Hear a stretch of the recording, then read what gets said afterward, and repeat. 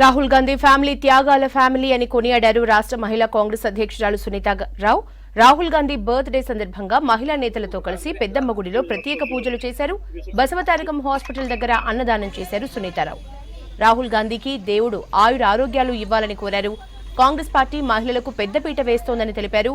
వైనాడ్లో ప్రియాంక గాంధీ గెలుపు ఖాయమని ఆశాభావం వ్యక్తం చేశారు సునీతారావు.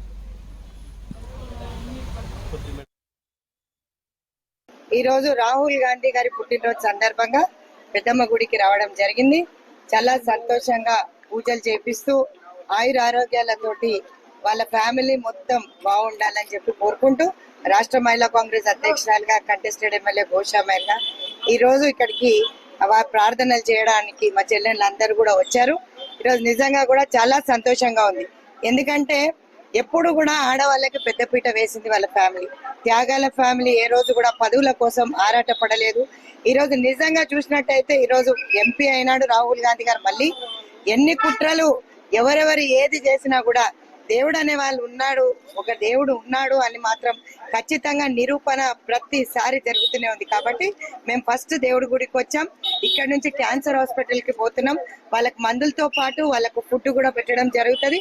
ఇదే కాకుండా గవర్నమెంట్ స్కూల్ పిల్లలకి కూడా పుస్తకాలు ఇవ్వడానికి బయలుదేరుతున్నాం. ప్రియాంక గాంధీ గారు కూడా భారీ మెజారిటీతో గెలవాలని, సోనియా గాంధీ గారు ఈరోజు బంగారు తెలంగాణ ఇచ్చిన సోనియా గాంధీ గారు కూడా ఆయుర ఆరోగ్యాలతో ఉండాలని చెప్పి గతంలో చాలా సార్లు చూసినారు, వారి ఆరోగ్యం బాగాలేదు. కాబట్టి ఇప్పుడు మేము అందరూ రీత్యా చూసుకుంటూ వాళ్ళ ఫ్యామిలీ మొత్తం కూడా సంతోషంగా ఉండాలి.